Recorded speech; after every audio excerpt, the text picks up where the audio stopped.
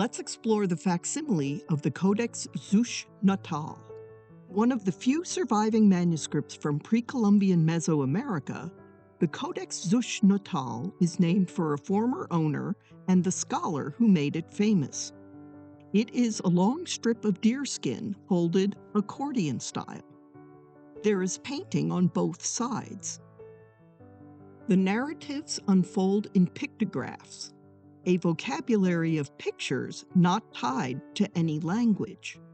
One side, which was painted first, is a biography of Lord Eightdeer, also called Jaguar Claw. The other side, painted later, traces the broader history of the rulership of Talantongo. Both sides present their material from right to left, zigzagging up and down the strip. The scenes are often separated by thin red lines, guiding the reader. Many events are dated. For example, the first episode of the story of Jaguar Claw is dated to the year 6 Flint. This is shown as a year symbol that looks like interlocking stylized letters A and O, the cigar-shaped symbol for flint, and 6 balls. The day, 7 Eagle, is also indicated. Thus we can date the event to 1043 of the Common Era.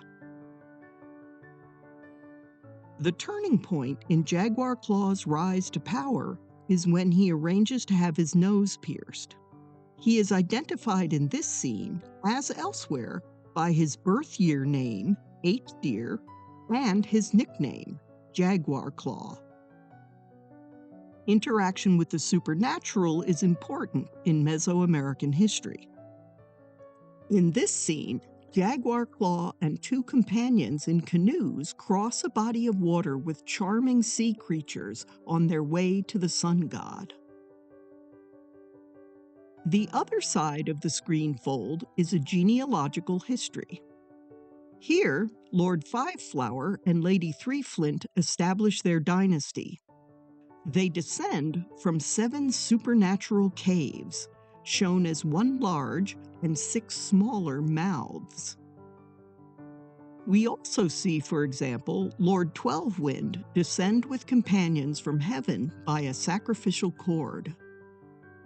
This side mainly charts marriages and childbirths, because the lineage of rulers was all important in this society. Contemporary lords could point to this document to justify their power, and its pictographs could be understood by people who spoke different languages. The facsimile was published by Adeva in Austria in 1987.